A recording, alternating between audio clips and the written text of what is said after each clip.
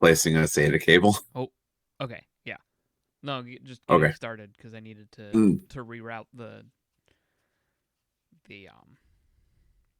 where all the files are stored. Ah,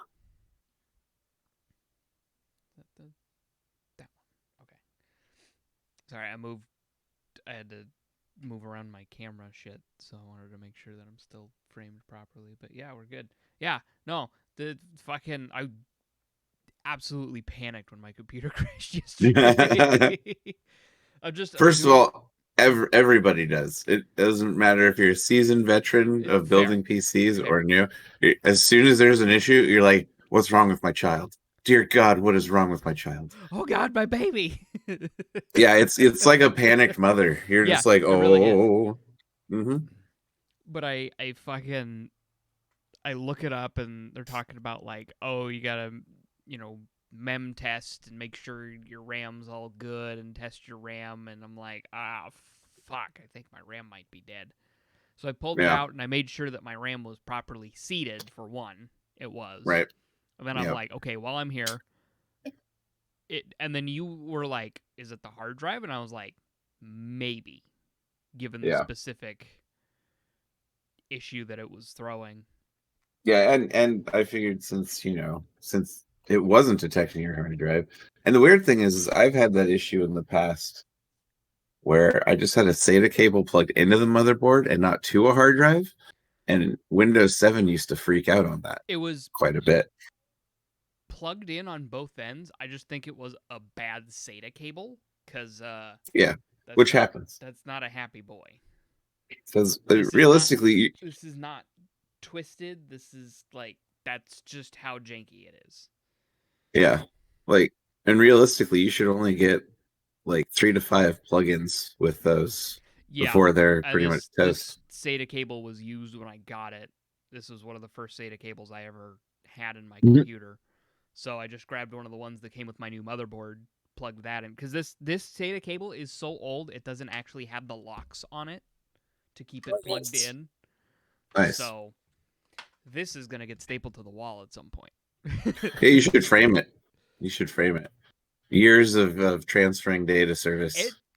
did great for the you know shit 13 8 years that I've had my computer. Nice. That's good. It's been with me the whole time. Several upgrades, several continued paths, new hard drives, old hard drives, fucking yeah. And again, Yeah. I I got it used from a friend, so it finally shat the bed, so I just grabbed one of the like 8 SATA cables that I have from all the motherboards I've bought over the last 3 years. yeah, that's one thing I actually did when I changed cases to the Define 7 was I just bought like a 12 pack of SATA cables and just replaced them all for the drives that I had in there. So I was like, it's time. There's too many colors floating around. It's time to just make them all the same.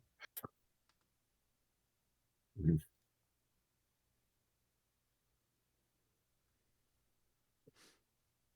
Well, that's good. Yeah, no, I was very pleased. Crisis, crisis averted. Of course they're not going to make it their first fucking announcement of the day. Of course they're What? not going to make it the first fucking announcement of the day. Sorry. Oh, what? Games Workshop has announced their third edition of Age of Sigmar, Mm, and with it the release of their so when ninth edition Warhammer 40k came out, that had the Indomitus box. hmm.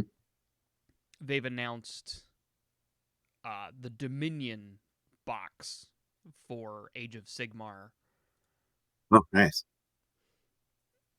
pre-ordered, and I got approval to purchase it with the neat little asterisk on there. Uh-oh. I have to paint an average of one mini per day through the end of August. Okay. Well, that excludes your vacation, right? Because you guys are going to Nope. Georgia. Oh, so you're taking stuff with you now. No, I just need to preload. Oh, okay. Oh, okay. There you go. I need to paint 90 models by the end of August, is what that Okay. means, which is doable, and like because it goes available for pre-order this month. Hmm. That's why it's like, okay, here are the conditions of being able to get it, and once I get it, I can't open it until the end of August when I've painted when I've painted 90 models. And then I have to paint half the kit by the end of the year, which in and of itself is 60 models. So does that mean we're getting painting streams going again? Working on it. All right. Cool. I still haven't tried streaming since I got the new graphics Graphics card. card and everything. I mean, that had to be the issue. I've had zero issues, zero problems, no artifacting anywhere. Yeah. Yeah. Like, Speaking of war, before my TV, the TV that I have plugged in used to just be a fucking nightmare. It would like drop signal that's and right. pop audio, just random. It would glitch. It would so like there are a few YouTubers I watch that like embrace sort of a janky, more kind of gritty look. So they'll deliberately put artifacting in their videos that I So you're watch like, on my TV. So like I'll see something and I'm like, since I've gotten the hard drive, I'll see an artifact in a video and I'm like, no. So I'll go back to where I saw it. And if it does it in the exact same place, that means it's in the video. that's funny. That's funny. Eh. Dude, speaking of Warhammer, did you see the new game on Steam that launched, Necromunda Hired Gun? I did see that, and it looks dope. Yeah, I was just wondering. I haven't seen any reviews on like it, but their festival of skulls right now, where they're just like showcasing and announcing all the games that are coming out within the next year. ooh, are they announcing the TV series that we want? That's like 20 seasons guaranteed. But they did announce. Oh fuck! What? Hey, Warhammer Skulls. They did announce. What is it? There's a GOG goodie bag apparently that has a bunch of digital merchandise. Nice. Vermintide 2. Good game. I've never played Vermintide. Really? I don't even have it. Probably. They announced that one of the like big name writers for the Black Library is joining Darktide. And then there's the amazing trailer for Warhammer 40K Lost Crusade. That's a mobile game. But so, like, why? Right? Why mobile? So like all of the comments on that trailer are like, wow, Games Workshop made a really good short Warhammer film. That's it. But there's another Blood Bowl 3 is coming out, which is like a sports game but Warhammer. Oh. Yeah. Shoot Us. Forgot that was a thing. Shoot Us Blood and Teeth looks really fun. It's like a little platform shooter. Nice. Battle Sister is now on the Oculus Rift instead of just the Oculus Quest, which is Oculus great, is terrible. But the game looks awful, and it's an Oculus exclusive.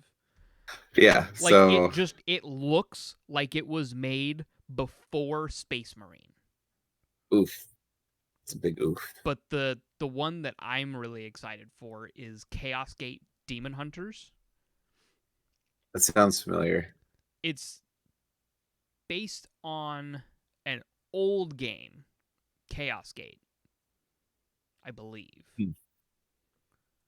Stick. Chaos Gate. No, not Demon Hunters. Yeah, Warhammer 40K, Chaos Gate. Video game set in the Gothic science fiction backdrop. Games Workshop. Came out in 1998. Looks like it was a isometric shooter. Oh, Damn. as RTS. I like RTS. But now we're getting Chaos Gate, which looks like it's going to focus on the Grey Knights, which is cool. And that had a really cool trailer to it as well. Nice. Cool. Fun stuff, good stuff, happy stuff. Oh yeah, and they also I'm assuming we'll never see another Astartes or anything since they oh god no now own Nope, that. not happening. So they did also add feels some bad. Warhammer stuff to both World of Tanks and World of Warships. That's kind of cool. If you play those games, Yeah. It's just personally haven't touched World of Tanks in years, and I've heard good skins. things about World of Warships though. Of course you have. I've heard really good things. No. Like, actually, what's funny, you say that, it's actually Jay, because he builds model boats. Oh, okay. Like World War II. So he actually plays World of Warships. He's like, wait, I get to fucking play with these now. So he's all into that one, and he loves it. So that's cool. Even though he was, I don't want to say he's a shill for it because he had an ad, but he was like, I actually play it and I like the game. So, and I build ones. He's the target demo, apparently. Oh, 100%. I mean, well, it's just like how Daniel loves tanks and plays World of Tanks. I mean, that just makes sense. Yeah, they fit their niche very well. Yeah.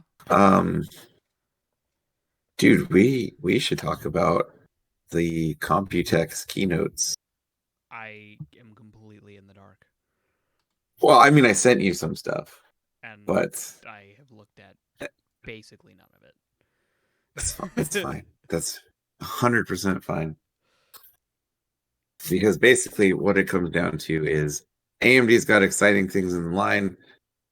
Intel is terrible at delivering anything, and NVIDIA is NVIDIA. So there you go. That's pretty much the rundown as a whole. So it looks like mostly graphics card. Workstation. It's going to be a workstation graphics card. It's the Radeon Pro W6800, based on Big Navi 21 with 32 gigs of VRAM. Yeah. It's a little bit, so it's at 60 compute units, which is actually less, but it actually keeps up with the 30. Where is it in the stack?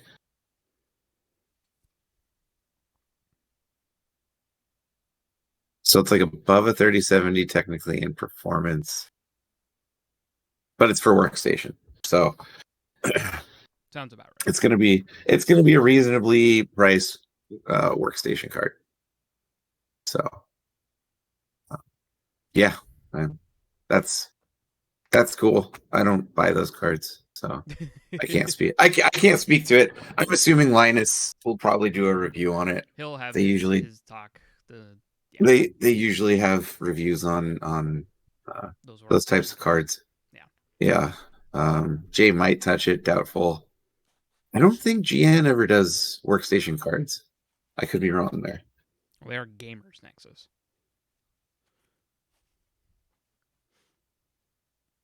Valid points. But yeah, overall, AMD's got some really cool stuff in the pipeline, especially with their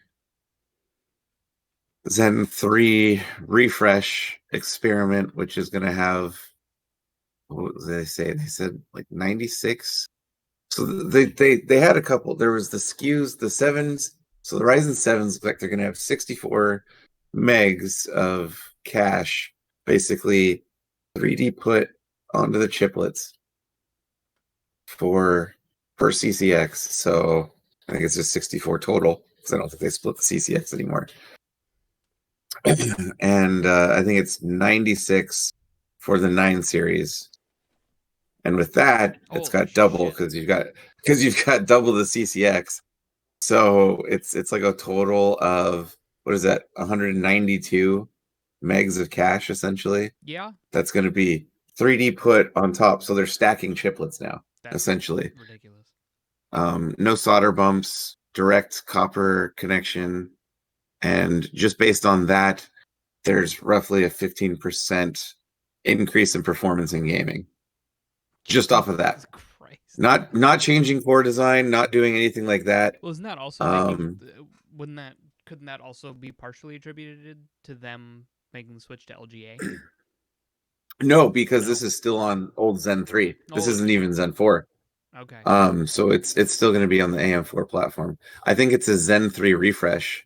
Okay. And I so say it's like refresh, but it's actually a massive step. Zen 3 Plus or whatever. It's going to be a Zen 3 Plus before Zen 4 Okay. because we haven't there hasn't been too much that's come out on Zen 4 other than it's going from PGA to LGA. And it's rumored it could be on 3 nanometer, I think. That's 3 insane. or 4, some stage in there. I'm not 100% sure what step, but But the way I see it is AMD making the jump to LGA means that all their old AM4 platform stuff is about to get really cheap. yeah, oh, definitely. Possibly. I mean, with the chip shortage and everything right now. Well, it depends on when they release too. I mean, as far as I know, there's been no talk of a release date for Zen 4. Right. I see that as a way to get me like, the 5700X. Yeah. Oh no, 100%. Like if I can get a snag of 5950 for really cheap, I will definitely do that. But I'm really curious in the refresh because all that cash with the uplift in performance. That's gonna be insane. That's gonna do. Oh yeah. Yeah, I mean they literally they had a 5900X and the refresh 5900X, essentially same clock speed on both, running Gears of War 5. And even though the 5900X was still running it at 187 FPS, the experimental one was running it at like 217 or 220, somewhere in that realm. So, and it was like a 12% overall performance increase. And they showed a slide, and I think the max was like a 15% increase overall on one of the games. Oh yeah. Well, I mean, it's even Steve from Gamers Nexus was like, "This is cool. Like, this is really awesome. We're excited to see this and test it." And he goes, "We might actually get to a point where CPUs are core starved instead of cache starved, if they utilize it properly." So, that's good to hear. It's really cool. So, there's, I think Intel tried to do 3D design stacking before, and they just kind of left it for whatever. But AMD came out swinging with it, and it looks like their implementation, as they do, right out of the gate, looks pretty good. And the great thing is it doesn't add any height to the chiplet itself because of just how thin all the materials they had to really shave down.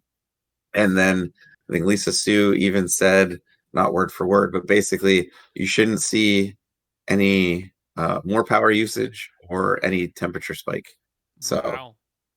Yeah.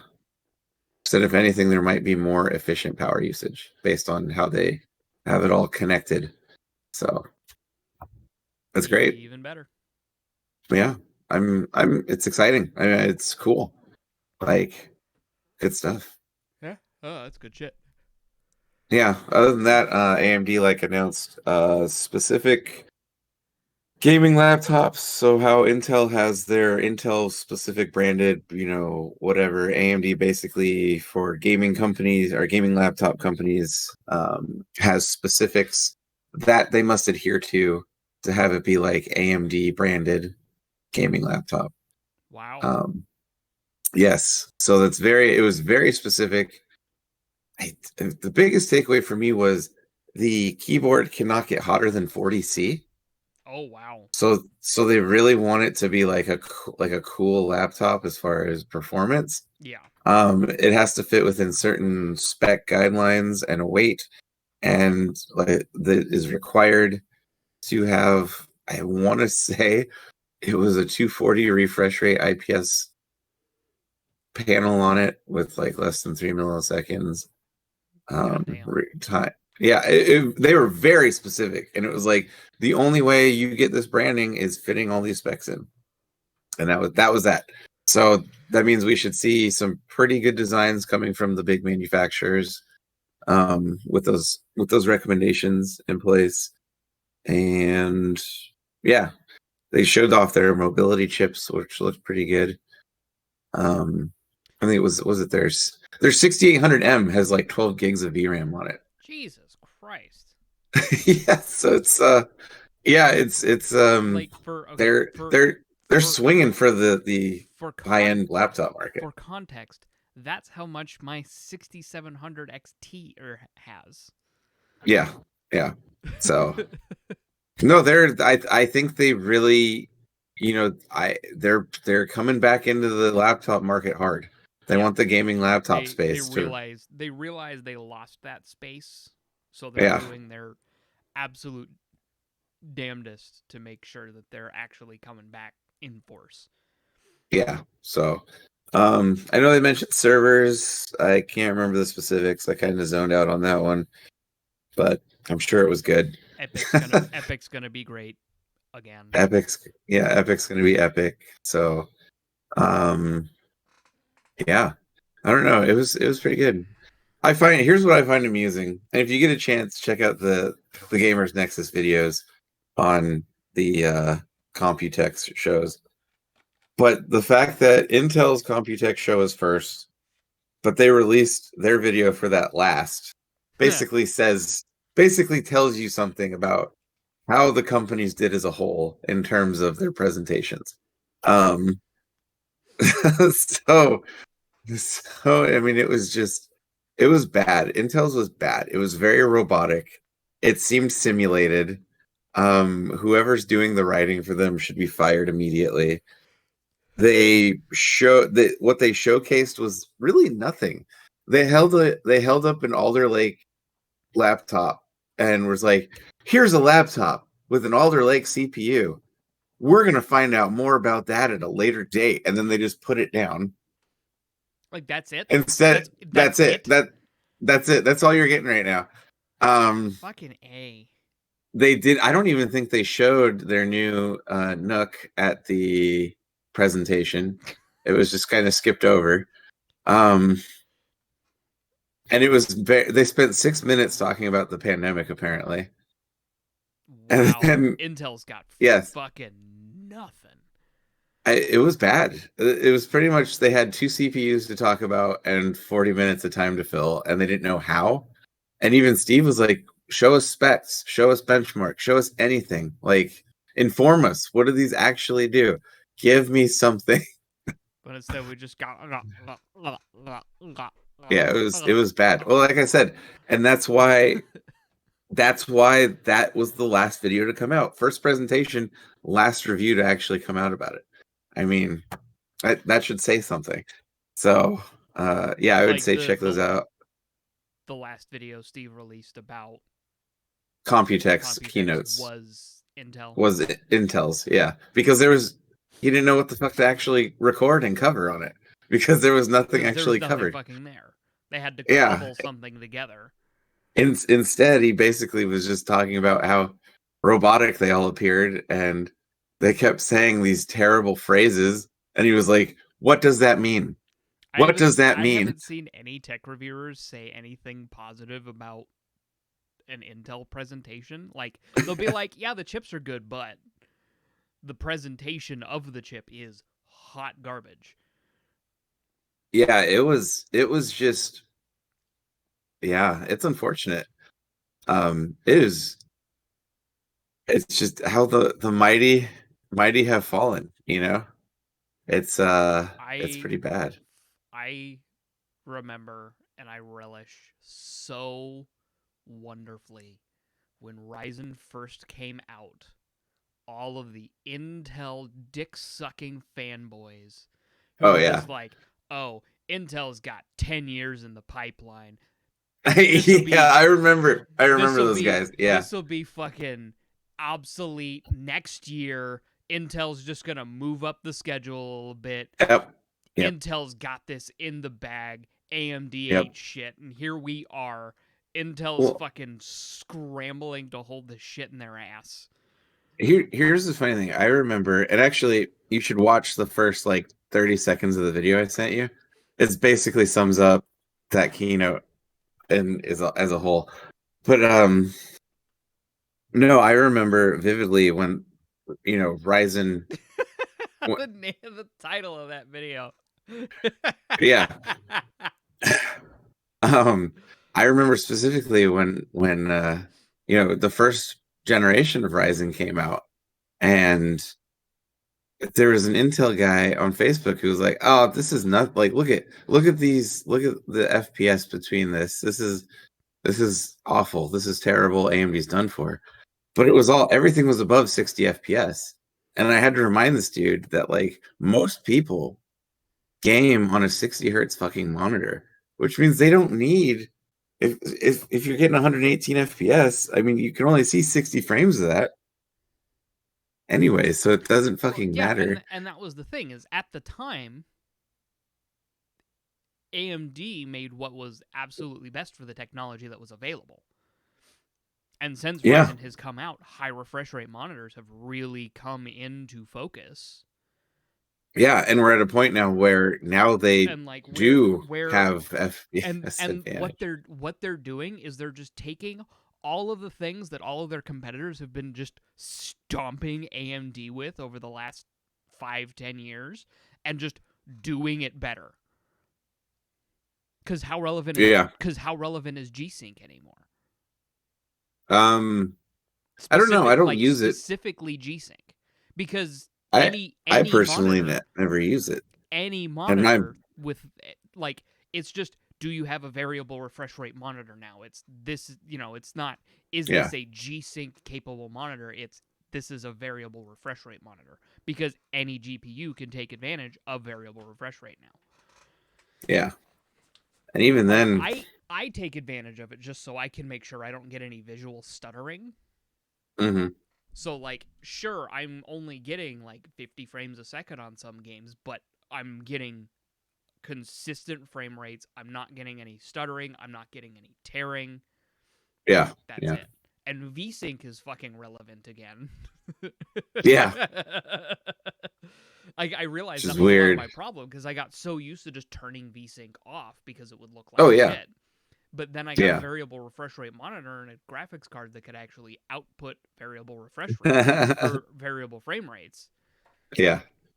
And, I'm getting that tearing, and then I turned VSync on, and I was like, oh. But, like, G-Sync specifically isn't relevant anymore because FreeSync came out, which was Intel's answer to it, and then, NVIDIA was like, oh, well, I guess it's the same. And now we have Intel coming, or now we have AMD coming out with Fidelity FX, which doesn't only work for the latest generation of graphics cards like DLSS does for NVIDIA. DLSS came out and it's like, oh, you don't have a 20 series graphics card, but you want that DLSS, goodness, gotta get a 20 series, gotta get a 30 series. But now, AMD's come out and been like, you got a 980, let's fucking go, bud. I don't know if they go back that far.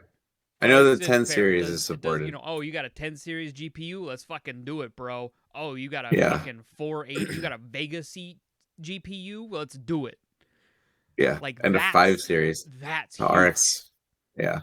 That's massive because it's just saying, oh, hey, we care about gamers. Yeah, and it's open source. Exactly. So, and the biggest thing is they pretty much told NVIDIA, hey, you can use this, but you're gonna have to support it if you want to do something with it. So, they've publicly come out and said, God, I saw it somewhere and I don't remember where I saw it, but they where did they say it? They pretty much said they're not supporting it on the NVIDIA side. That is up to NVIDIA.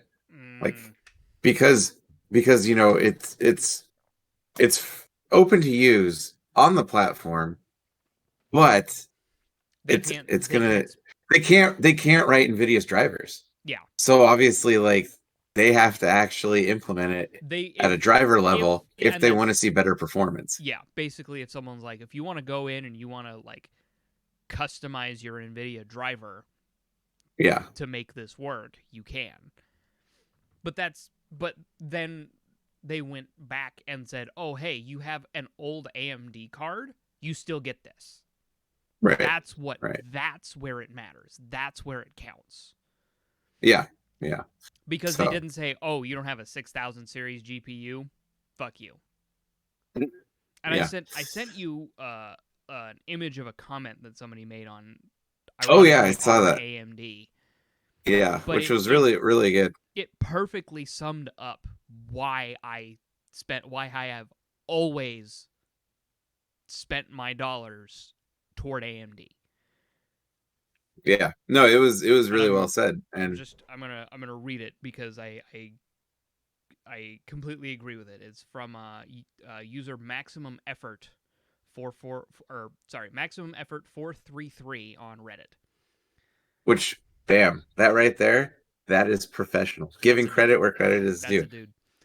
He'll never see this, but we gave you credit. He'll never see this, but if this for whatever reason blows the fuck up, I'm doing my due diligence because you're doing your due diligence. These are not my words. I am just sharing them, but I agree with them so much that I feel it's important to share. So, people give me shit for what I'm about to say, but fuck it, this is AMD, and I'm gonna say what I'm gonna say. The reason I buy AMD isn't the performance. Though performance is good, no. The reason I buy AMD is because I want my money to support good business practices. And right now, AMD is the only PC chip manufacturer that even comes close. AMD, in my experience, tends to make not just consumer-friendly business decisions, but also industry-friendly business decisions. AMD TressFX can run on any hardware out there. FreeSync can run on NVIDIA or AMD. AMD Fidelity FC CAS Cyberpunk 2077 gives a boost to all types of hardware, and even when Fidelity FX Super Resolution comes out, it will run on all types of hardware too. When AMD innovates something, it's not just AMD customers who win, it's also Intel and NVIDIA too. That's just the tip of the iceberg. If we wanted, we could talk about how AMD's open-sourced mantle is the heart of the Vulkan API, or how they pushed Microsoft to release DirectX 12, or their financial investments in high-bandwidth memory, which went on to be featured on NVIDIA cards, or how driver improvements like AMD anti-lag and Radeon image sharpening were almost immediately cloned by their competitor. When AMD gets a win, the whole industry gets a win. When AMD gamers get a boost, usually Intel and NVIDIA gamers do too. When AMD releases a feature, it's usually not long until we start seeing that feature in the competitors' drivers. So when it comes time to buy a graphics card, I'm trying to choose between an RTX 3080 that can run my favorite games in 144 FPS and an RTX or an RX 6800 XT that can run my favorite games at 134 FPS, I go with the AMD product, not because of the performance, but because of the company and their business practices. I'm willing to give up a few frames per second in order to vote with my dollars. Now, when I say this on our AMD, this is when somebody would chime in, businesses are not your friend. Just because AMD is consumer-friendly now doesn't mean that they will be in the future. Once AMD gains dominant market share, you'll see them turn into Intel and NVIDIA. Just you watch. To which I would respond with this. My preference for AMD is entirely dependent on their behavior. If their behavior changes, I will have to reevaluate how I spend my money. But right now, they keep doing things I like, and as long as they keep them up, I'm giving them the edge. And that's exactly the mentality I have. I am not an AMD fanboy. I like their business practices more than Intel and NVIDIA. Combined. Yeah. I don't like when NVIDIA released their we're doing a specific crypto card that's literally just generating e-waste. Oh yeah. You are you are manufacturing trash. Yes. I can't support that. I cannot support that. Yeah, no, it's That's probably easily one of the worst. I mean, even when Linus comes out and is like, Linus said the exact same thing. This is just e-waste. When like him pointing that out was what made me realize that, and what solidified for me that spending my money on AMD was the better choice. That's why I'm glad that the graphics card I ultimately won was the 6700 XT, because I wanted to make sure and AMD got my money. Yeah. I was desperate. The only reason I was okay with getting a 30 series card was because I was absolutely desperate for a card that wasn't going to brick my computer. That's exactly. Yeah. That's where I was at. I wanted an AMD card. I would accept an Nvidia card. And I got exactly the card I wanted, with a motherboard that works for it, that sets me on an upgrade path that I was already planning on taking. Yep. I won. And I got COVID. So you're welcome. I love that. That's the joke now. Whenever we enter for the PS5, okay, if I win this, what plague am I getting? What plague am I getting next time? I can only assume. I mean, if the track record, holds. Fucking A. So, yeah. The fucking Newegg shuffle gods have smiled upon us, but but at what cost? Their rewards come with a price. Yep, dude, Newegg Shuffle is like a one-shot D&D campaign, man. Right. Newegg is a fucking warlock patron. Yeah, pretty much. They give you great power, but at what cost? 100%. Yeah. So.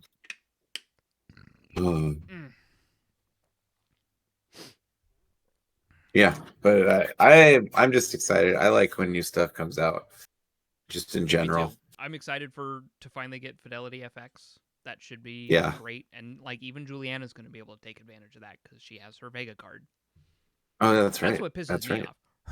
The exact same GPU that was killing my computer slowly works perfectly fine for her. That's how it works, man. All right. She's had none of the crashing issues. She's had none of the. Granted, she doesn't put her computer through the paces like I do. Yeah. She doesn't use hers as often as I do. I'm on my computer basically all the time. Oh yeah, I constantly get complaints that I'm on here too much. So yeah. But it's my de-stress machine. It's the shit that keeps me. It's your dissociation button. Yeah, pretty much. It's the thing that makes sure that I don't commit like murder. So I'm being hollered at. What? She lives a blessed life. She lives a blessed life. Oh, that's funny. Dude, when are we doing a live show? Or I shouldn't say it. When are we doing our in-person show? It'll be probably after the summer because my buddy finally retired. The guy who owns the shop that we'll be recording in finally retired. That was last weekend. He retired the Friday before Memorial Day. Nice. And then I have 8 days left of school. Nice. I'm so jealous. One of which is a really weird situation thing, because it's like, so the way school has been working, at least since the beginning of May, is there are A days and B days. So there are students that are assigned to go to school on A days. Oh yeah. Students who are assigned to go to school on B days, and they alternate. So like Monday and Thursday are A days, Tuesday and Friday are B days. Yeah. And then at the beginning of May, they're like, hey, anybody who's having a little bit of a rough time and feels like they need a little extra push can start coming in on Wednesdays for some in-person class time, or, to utilize resources that are only available at school for, like, final projects and shit. So, like, I've had a grand total of, like, 5 students between all 3 schools that I transport to on Wednesdays. But that's still kids going to school on Wednesday. But the last day of school is on a Wednesday. So I'm like, how's that going to work? Are kids still, like, are we still taking our 5 students in that need help for no reason because class is over? Like, how's that going to work? Because next Yeah, week is the yeah. last full week of school, and Okay. then the week after that is Monday, Tuesday, Wednesday. So I don't know. I just work here. I don't know. I don't know, man.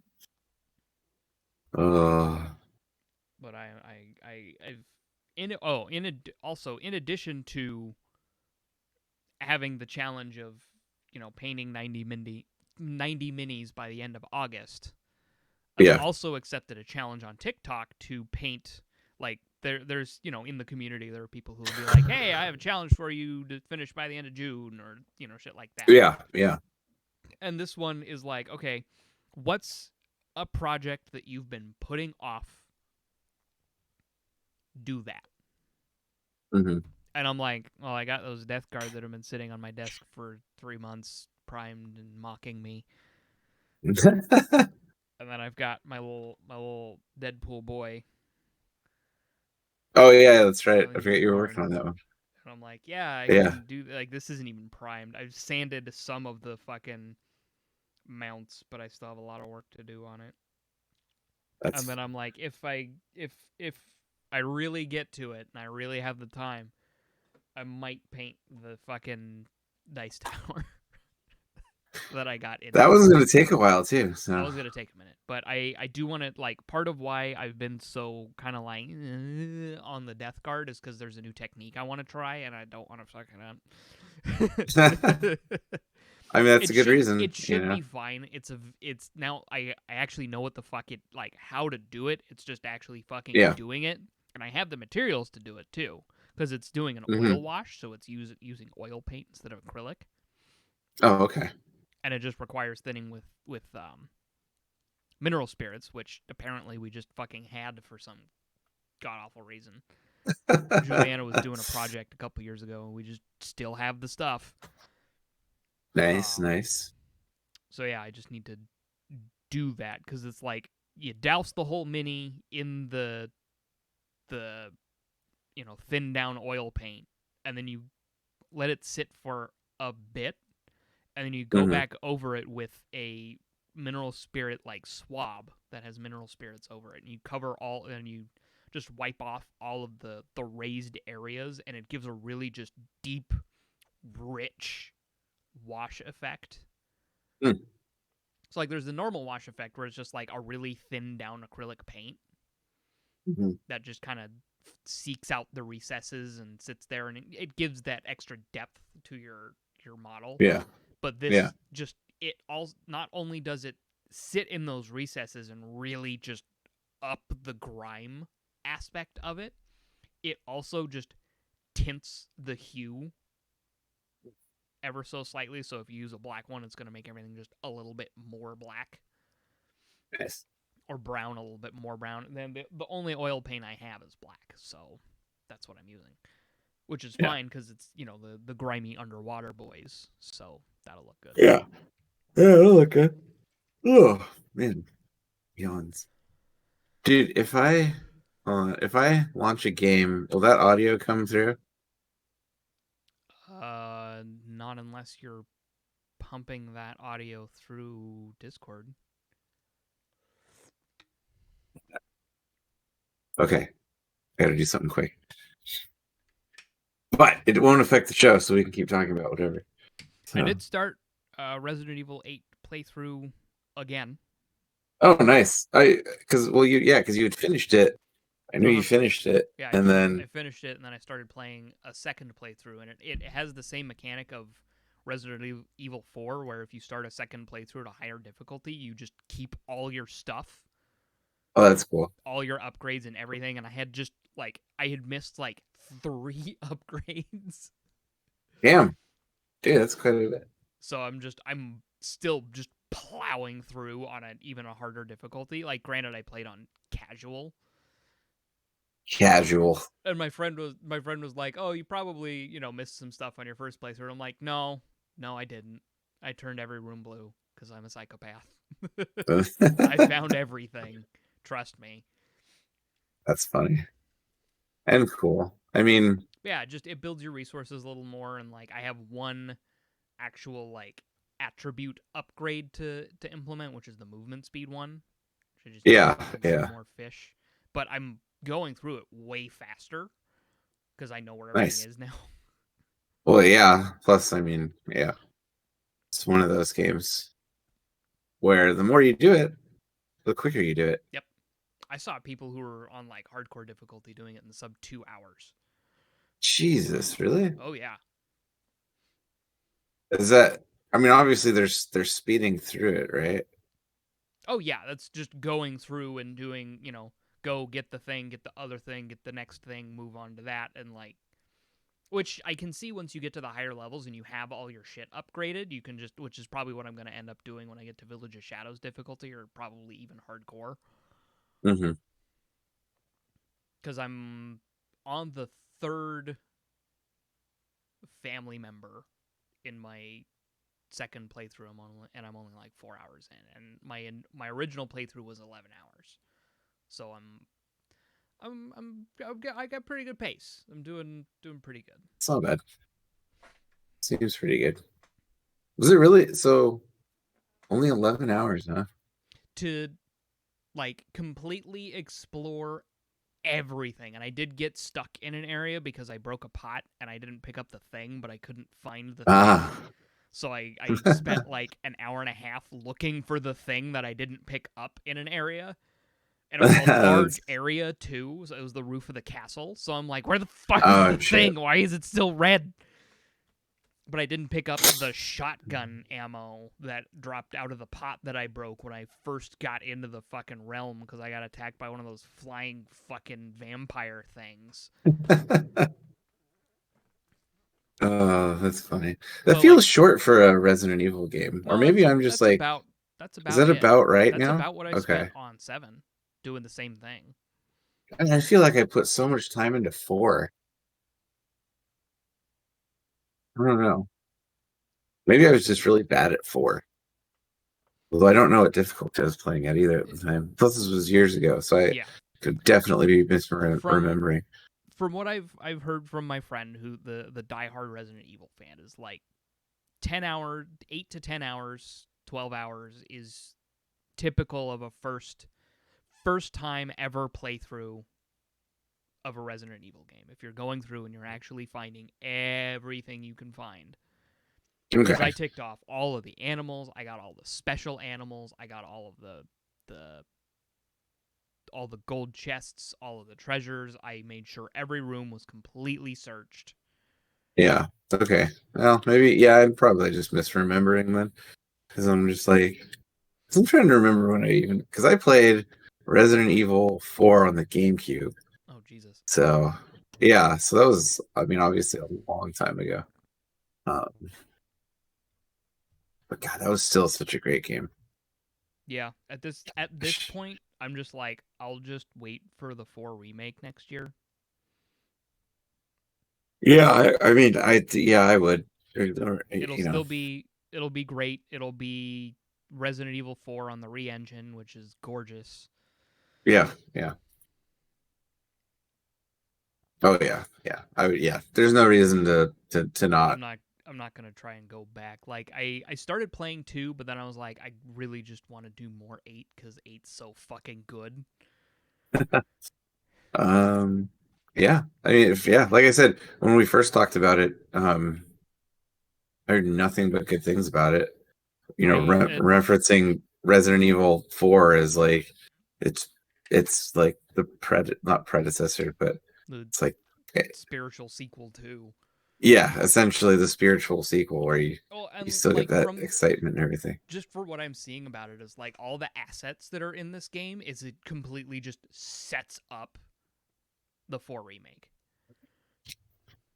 Wait, so is it supposed to be a prequel to 4? No. No, okay. No, this is genuinely a continuation of the story. You see, gotcha. Because if you I know you've watched some, but have you watched a complete playthrough of it? Of 8? No, I haven't watched a complete playthrough through 8. I won't spoil anything for you, but I had to get a quick lore dump from my friend after I finished it.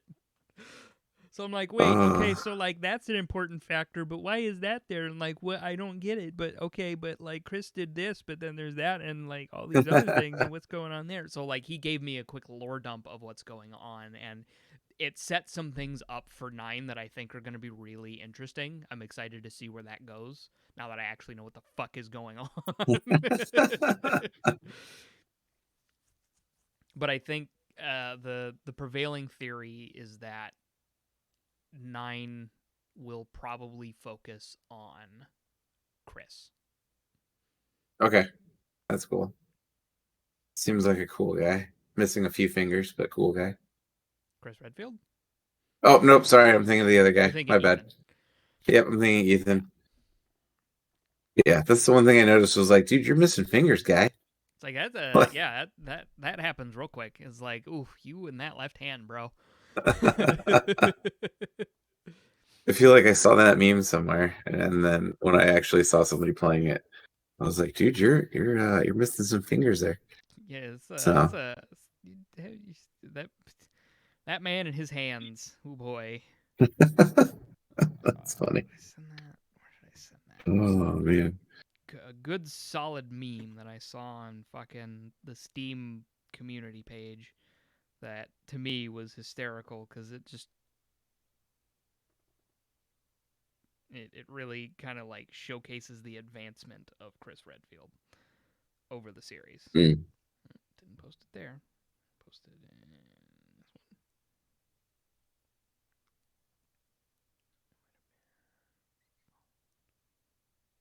Yes, here it is. Yes. Yay. Oh man. Dude, are they coming out with a Switch Pro? Probably. Nintendo? Probably. Okay. There's like nothing but like rumors and stupid crap. Yeah. And I just want like solid something.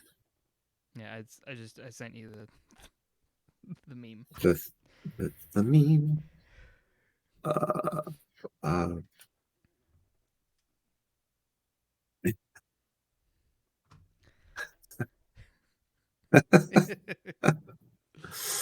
that's funny. Did the like I looked at the Resident Evil wiki. Dude's like almost 50. Shit. He was born in 73. Looks good for fucking 50. He looks fucking well, he's 48, but he looks good for 48. Yeah. He's on that Hollywood diet, you know. Right. They just look good forever. I mean, you want to talk about a dude who just got fucking ripped. Ripped to shit. That's Chris Redfield. Like dude's jacked as hell. It's like I don't know, did you see that picture of Chris Hemsworth from Thor? The next Thor, like they wrapped filming or something, and he posted a picture. He looks fucking ridiculously jacked in that film. Let's see if I can find it. Images. Holy shit. Yeah, is it the black and white one or whatever? Yeah. Like, what the fuck? I could fit inside that arm. What the fuck? Yep. It's pretty crazy. And it's funny because people on Reddit were like, is he juicing? And it's like, well, probably. And then like, what's the damage? Those pectoral muscles are bigger than my fucking head.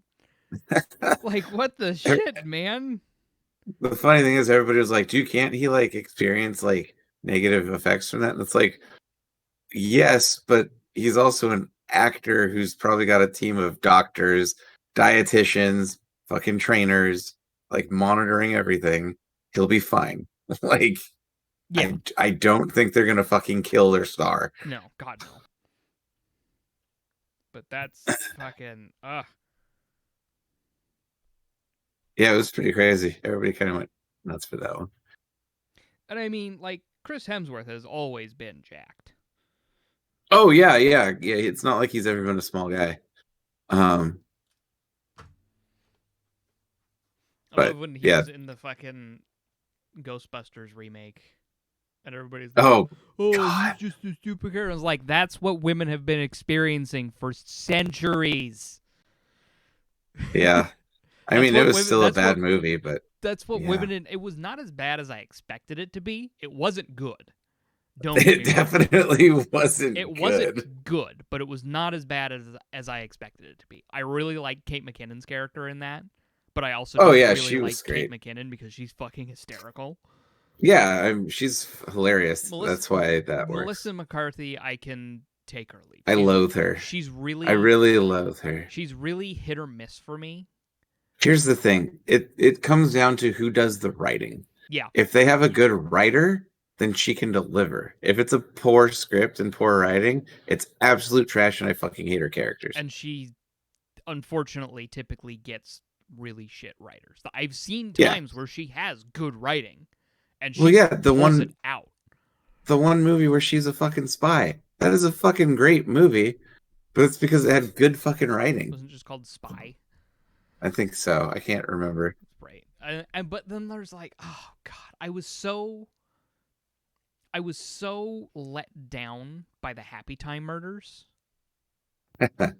That movie had so much potential and it had funny moments, but it just I that was one of the last movies I ever saw in theaters, and I was really let down. There were some moments where it was just like, yes, this is funny, but the rest of the movie was just like, come on, man. Oh, dude, speaking of movies and stuff, And it how was far did you get in My Hero Academia? I am at. I just finished Deku's fight with Todoroki in the sports event. Okay. Which I forgot how fucking epic that was.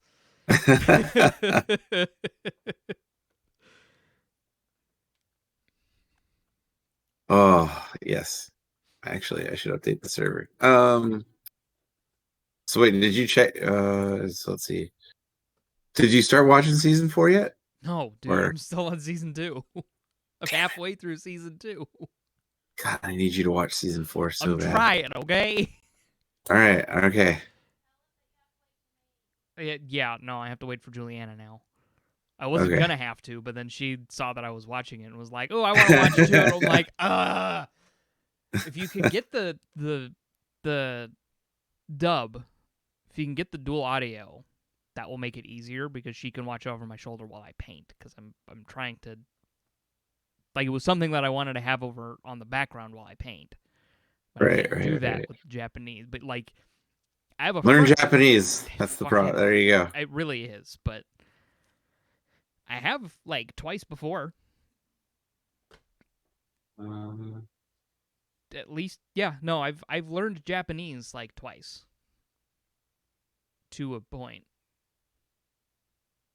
And then I never used it, so I forgot it. Yeah, that happens. I just kept being around people who were also like taking Japanese classes, and then I ended up helping them with their homework because I got it better than they did because language just makes sense to me for some fucking reason. Legit. Only class where my final grade was an A+ was Spanish. No shit. Huh. Pretty good. Like my final grade in that class was an A+. Only time ever. It's pretty good. Yeah, I took 2 years of French, and that was whatever. I don't remember a damn thing from that, so it was a waste. Damn, to find a damn season 4 that's dubbed.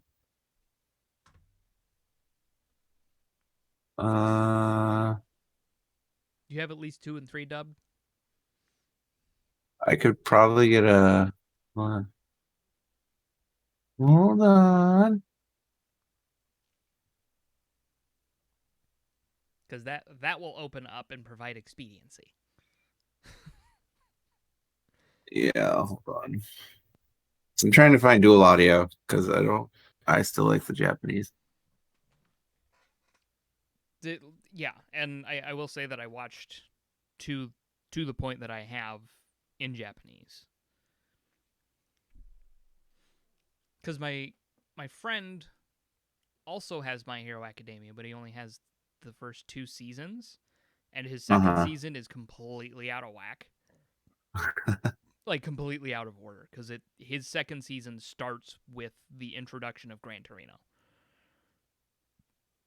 Oh, yeah. No. So I'm like, something's fucky. Yeah.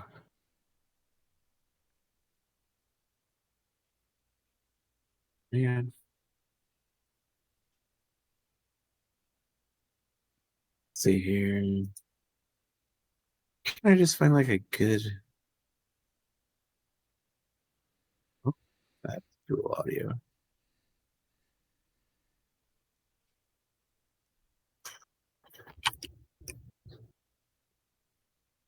Let's see here.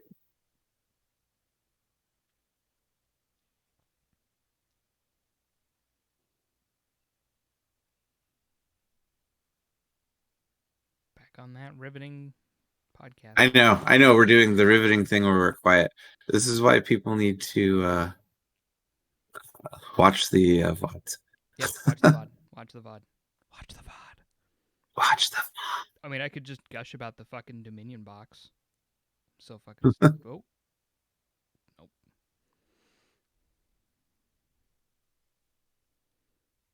Because yeah, it looks like they like streamlined the rules delivery for the. So like, not only is there like, hey, here's the rule that references this other rule.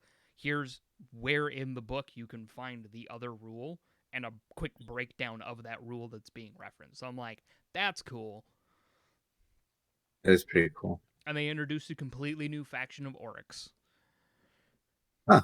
Nice. Which are like a completely different style, like physical style than every other Orcs clan, which is great. And they're called the Cruel Boys. Cruel Boys? Cruel Boys. Cruel Boys. Dang old Cruel Boys are at it again. And then they gave the Stormcast Eternals the Primaris treatment a little bit. So like when they realized that the design for Space Marines was outdated and impractical and very unrealistic looking. Mm-hmm. Like firstborn Space Marines should not be able to walk and or move their arms. They just can't. Just because of their physicality. So they were like, hey, let's make a more updated, realistic looking, more accurately proportional model, and that's how we got the Primaris Space Marines. Unfortunately, the in-game lore for that was not great. Because they're just like, hey, the guy who makes the Space Marines is like, hey, I got a better Space Marine. Yeah. But with the Stormcast Eternals, what they've done is they've been like, this is a group, like this specific type of Stormcast Eternals are guys that don't go home all the time. So they're spending weeks and or months in the field, so they need more practical long-term armor, more streamlined armor. Yeah. It's going to look a little more gritty, it's going to look a little more haggard. That sort of thing. And I'm like, see, that's a lore thing that makes sense. Yeah. Oh yeah. And the specific, and I think a lot of the people don't like the drastic design change between the Firstborn and Primaris Space Marines, because there was a significant design shift. If they had just kind of retconned and been like, this is what Space Marines always are, and made the same Space Marine design instead of still trying to differentiate between Firstborn and Primaris Space Marines. Mm-hmm. Because you can still field Firstborn Space Marines in 9th edition Warhammer. They're just little piddly boys that kind of get kicked over a lot. And they don't count for as much. They don't do as much. They're just not as good. Funny. They suck. But they people suck, like, and we don't like them. but there are people who don't like the design, that don't like the layout, they don't like the helmet pattern. I think it looks great. I think it looks awesome. I have no problems with it. But I didn't grow up with the Firstborn, you know. Right. You know, it was one of those.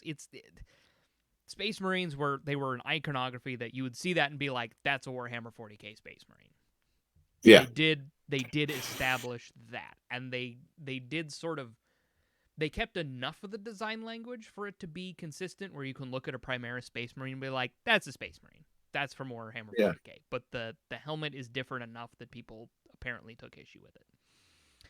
With the you know what's funny is you say that, but it makes sense because I feel like Warhammer in general, you either have people that they know of it, but then there's the others that they are Warhammer people. Yep.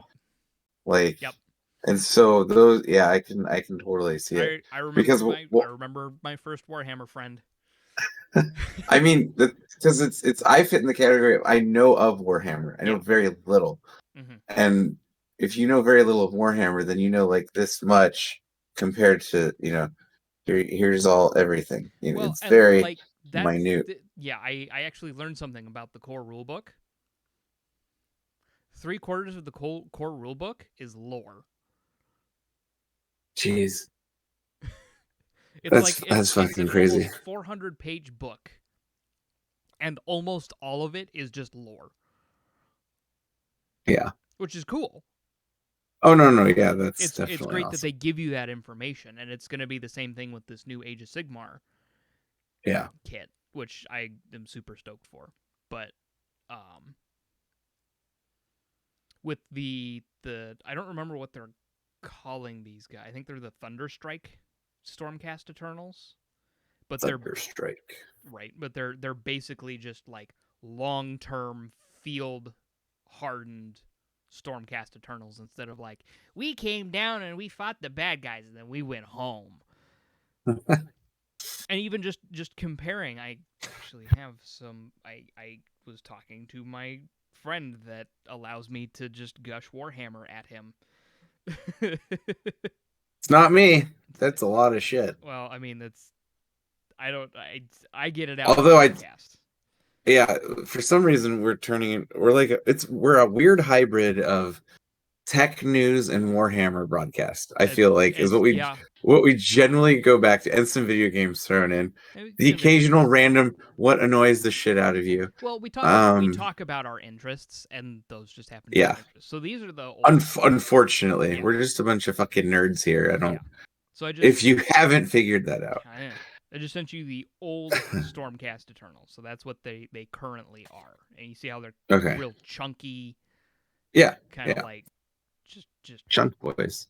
Yeah, something I would definitely you would not be out in the field for a very long time with that. But here, did you paint those? No, God no. Oh, okay. Because those bases, dude, those bases look like your bases. So yeah, I know. And these are the new ones that I just sent you. See how it's more streamlined? It's more it's streamlined. It doesn't look bulky. Yeah. It looks like something you could actually like it's armor that stay out in the field with. It's armor that could take a hit, but you can also wear all fucking day. Yeah. Yeah, those bases look like your bases. Female Stormcast Eternals. Well, that's just not allowed. I don't know what the hell's going on. If you look at the one on the right, that's the more feminine one. Like the feminine coded one. It has the softer features on the face, and it has the different breastplate. Yeah. But like I saw the like. Now, did that spark outrage? I'm curious. No, because there's no lore saying that women can't be Stormcast Eternals. There is lore. Yeah, that's the problem. Is like the argument against there being female Space Marines is like, well, Space Marines are all just clones of their Primarchs, which are all just clones of the Emperors. So how could there be female ones? Because the Emperor is now female, and there's no female Primarchs. I feel like that's a good way for them to introduce a story about how a female came about. Or Primarchs. Yeah. How hard is that? and I get why they did that. They did that as a way to create. Here I go. They did that as a way to allow people to create homebrew Yeah. chapters. No, Which that makes sense. like Yeah. everybody just makes their homebrew chapters successor chapters of existing Space Marines, but I don't fucking know. All I'm hearing is that when the D&D podcast / show starts and it comes towards the end, that we'll have to explore like a 40K, something I'd say with Dark with Heresy, like but nobody wants to run that shit. with a female space marine. That could be interesting. Well, and that's the thing is, like, in the 80s and like either first or second edition, they tried making female Space Marines, but the stinky nerds just went, no, there's not girls in my space game, because the nerds weren't progressive back then. The nerds weren't accepting back then, and there's a lot of that stigma still associated with the Warhammer hobby. Yeah. But there are enough people in the hobby who are like, no, that's fucking bullshit, to really stamp those voices out. Like, that's one of the things I really like about Grimdank and Warhammer 40K subreddits, because as soon as somebody comes in and tries to have one of those toxic opinions, they're just flooded with, you're a fucking moron, get the fuck out of my hobby.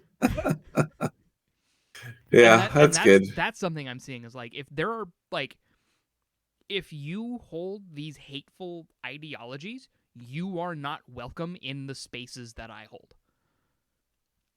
If you are a hateful bigot and you're trying to gatekeep and be exclusionary, you're the one who doesn't get to play. Yeah. You're trying to keep all these people out of your thing, and it's like, no. We all grew up being nerds and just being outcasts. Mm-hmm. The best thing for us to do is work together to include ourselves and include each other, instead of just remaining exclusionary to the people who didn't, quote, earn it. Like, for me, like, I didn't grow up on Resident Evil. The first Resident Evil game I finished was 7. Yeah. And then I promptly finished 8. But now I'm like, this is a great fucking series with great fucking games in it. Yeah. I've always had appreciation for the series, but that doesn't it doesn't make me any less of a fan. I'm just late to the party. Well, it makes you less than a fan, yeah. I mean, let's be honest. You didn't play the first one, you probably like the movies too, don't you? So. I am kind of okay with the first movie because the first one, because that's the only one I've seen. The second one's not bad. I am excited for the new Resident Evil movie because it's actually going to follow the games. Who's in it, or who's directing it though? Is it the same asshole or no? Asshole. It's a completely different, like, it's the same studio, but it's a completely different cast. Oh, that's right. He's going to be bastardizing Monster Hunter for the next 10 years. Yep. So, yeah.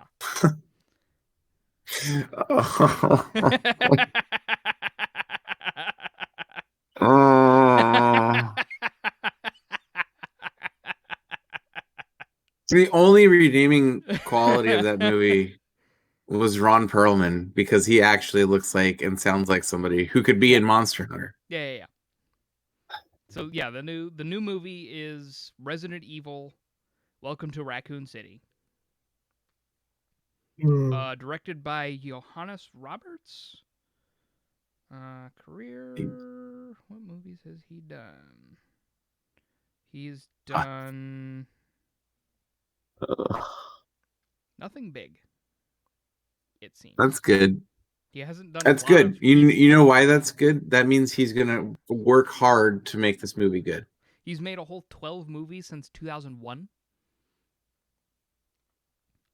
With like, I'm okay with like it. 1 to 2 year gaps between every like there was a good That means he's not a horror for the industry. Exactly. Like It means between his first and he'll. second movie, there was 2 years. He put out a movie a year from 2003 to 2005. Took a 2-year gap till 2007. Took a 3-year gap till 2010. Put out a movie in 2010, 11, and 12. Then took a 4-year gap till 2016, and then put out a movie in 16, 17, 18, 19. And then he's not make his next movie is Welcome to Raccoon City. You want to link that in Discord? I mean, it's literally just the Wikipedia page. Oh, perfect. Let's go that then. Yeah, I searched the Resident. If you search Resident Evil Welcome to Raccoon City, and then it'll be the Wikipedia page. Produced by Martin Moskowitz. That sounds familiar. I feel like he's done some stuff. Lots of German movies. Dating back to 1980. Okay, he's been directing he's been producing films since 1980. So he's been around. No, he did the 47 meters down movies. Oh fuck. Uh-oh. Those were awful. The Strangers was good. That's okay. Okay, so he's directed a lot of horror movies. Okay. So that's good. I'm okay with that. You got a guy who literally specializes in directing horror films. Yeah. Oh, The Other Side of the Door was pretty good too. I think I enjoyed that one if I remember right. So Martin Moskowitz produced Resident Evil Apocalypse and Resident Evil Extinction. So he's had his hands in the property for a minute. He also produced Resident Evil Afterlife. But he's done a lot of German films. Oh boy, a lot of German films. He also produced Resident Evil Retribution.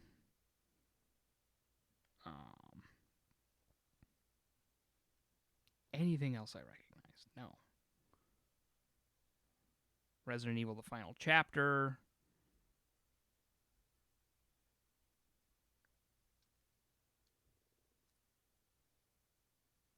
He produced Monster Hunter.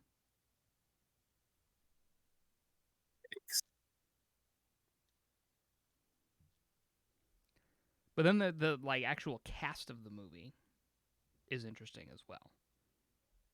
The good thing is with the director Johannes Roberts, his initial works were bad, but they got better as they went on. Yeah. Based off of the IMDb ratings. Mm-hmm. So which is good. He had some twos in the beginning with his first films, but then it started, as he goes. He's improving as he goes, which is good. But I don't know. We'll see. I mean, we'll see. Hopefully, he's a fan of the series or something. But so. So here's the characters that are in this movie is going to be Claire Redfield, Chris Redfield, Jill Valentine, Leon Kennedy, Albert Wesker, Ada Wong, William Birkin, Chief Brian Irons, Richard Aiken, and Lisa Trevor. So, like, those are, like, and Tom Hopper as Albert Wesker. Have you seen Umbrella Academy? Bits and pieces. I need to actually watch it. Really good. Highly recommend. Tom Hopper is the monkey boy. The big dude. Kaya Scodelario as Claire Redfield. Great choice. She's an amazing actress. Robbie Amell as Chris Redfield. Hannah John Kamen as Jill Valentine. Oh, that's going to get some pushback. Mm-hmm. I mean, I'm sure she'll do great, but it's going to get some pushback because they're making Jill black. Well, that's good. There's going to be outrage. I'm going to let them know right now. That's a fact. Somebody's gonna get threatened with some fucking violence. Which, by the way, I don't know if you saw. Sony officially announced God of War is not going to be out this year, which I think most people with a half a fucking brain knew that. It's coming out next year. That's not even really surprising. Oh, but then of course they had, the people that love to spew hate on Twitter went after what's her face, who works at the studio now. I can't remember her damn name to save my life. Like the She head was of like the a studio. streamer. No, she was like a streamer and she got picked up to do the story. I'm drawing a blank now. I just saw it yesterday too. God of War drama. Should easily be able to Google that. God of War Twitter drama. God of War news. Nope, not that. God, I can't remember God of her War damn name. developer It's receives abusive messages following delay. yes, that's probably it. Thank you, screenwriter. Yeah, but no, they sent her, like, this dude sent her, like, she of course came off of it with like oh look, I finally got the abuse messages. I'm finally part of the gaming industry. Yeah. And then, but I mean, this dude sent her this message to the point where the actual studio head making God of War had to tweet out, yes, he tweeted out, this wasn't Sony's decision. This wasn't anybody other than my decision to delay the game to 2022. I was like, so you have no reason to attack my employees, Yeah. because of whatever bullshit that you may think you need to attack them for. Aside from the ones I got for being hired in the first place, I think this is my first game dev related abuse message. I've finally been initiated. Look at me go. Yeah. And yeah, it's pretty bad. What I the mean, okay, what the actual fuck is wrong with people? I don't know. Like, They're all it's keyboard like, warriors. look at this fucking message. LMAO, you get hired, then God of War is delayed for the first time ever. Too busy dreaming about getting gang raped by all of your simp Twitch subs to actually do work. Hope it happens and someone streams it and you get fired because they all know you're a useless whore in game, and the game comes out 2021 and PS5 only. Yeah, because they said it's coming out for the PS4 as well. First reply to it. What offends me the most is the grammar. What's funny is someone replies to that. Really? More than the rape fantasy? It's a joke, you bent nail. here's my takeaway. Can you readily go out and buy a PS5 right now? No. Exactly. No one's been that's able probably to why since it came out. That's why they're still. That's probably why they're gonna put it out on the PS4 as well. Because if they put it out on the PS4, people will actually fucking buy it, and then when they finally get a PlayStation 5, they'll still just have it and can play it on the PlayStation 5. Yeah, or they'll buy it again. Like, that's one of the things that I think is really great about the PlayStation 5. If you own something on the 4, you just have it on the 5. You don't need to buy it again. Yeah, but it's just it's incredible. You just get the PlayStation 5 version of it for free. Yeah, well, because it's you just already incredible. Bought the fucking game. I love that. That's even a problem, because it's, first of all, it's a Sony studio, which means it's not like a Cyberpunk issue. This isn't CD Projekt Red promising, last gen console and unfortunately under delivering because the scope of the game is too large for the console. I mean, this is a company that's been fucking, bless you. This is a company that's been putting games out on PlayStation their entire fucking life, which means they know how both consoles work. Yeah. Which means they should have no issue having a PS4 version and having an upgraded PS5 version. Yeah. Just like how there shouldn't be an issue with Forbidden West coming out on the PS4 and the PS5. No. Which, that was another one. Did you see the hate for Forbidden West? Because we talked about that. Because Aloy's not wearing makeup. Because she looks like a fucking human being. Yeah, a human being in a post-apocalyptic wasteland. Yeah, I think we talked about that. And then, we're all just like, okay, bud, go touch grass. Yeah, thanks to, what was his name? Apex Alpha was his name, right? Yeah. Fucking touch grass. The man who's probably never actually seen a vagina, let alone touch one. Yeah. Oh my god. Who said he desires women that were clearly photoshopped based on his Twitter history. So I'm sure his girlfriend is thrilled. Yes. Girlfriend. my waifu pillow, aka my girlfriend. Oh my AKA god. my cum-stained body pillow. Yeah, yeah. Fucking Because I'm not a drag on society. no, Jesus Christ. That man is not. But I don't even. I was gonna try and get all fancy with it, but I was just like, he's too stupid for the big words. I don't care. He really is. It's like the guy that supported. Did I tell you about the guy I got in a fight with about universal health care? I mean, I can imagine how it went. It's kind of No, it was pretty simple. A person I follow on Twitter was talking about how insurance is a scam, and I just was like, yeah, insurance in the American healthcare system is a scam. And then he responds with, well, why don't you go try another system then and let us know how it is? And I didn't even bother going into the fact that, there's plenty of stories out there. I mean, help, my brother who lives in Amsterdam, I remember him saying like he had like an emergency thing. I don't remember what it was, but he got really sick. Mm-hmm. Doctor came to his house. He got prescription, medication. It was like $25 for all of it. That's the thing. A doctor came to his house. Like, do you know how much that would probably cost in the U.S. to have a doctor come out to your house? Exactly. Don't do that anymore. Yeah, this was like a doctor came out to his place, checked him. Here's a prescription. 21st fucking century. Got prescription filled. And the response from the doctor wasn't, you have ghosts in your blood, you should do cocaine about it. Yeah. No, it's yeah. So, not to mention other stories where people post on Reddit like, I had to have emergency surgery in this country and it only cost me like $50 for everything. Yeah.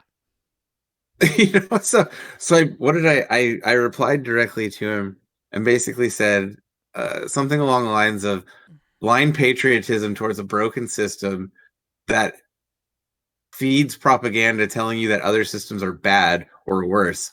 I'm pretty sure you're not worth my time. This is the only response you get. And I fucking ended it there.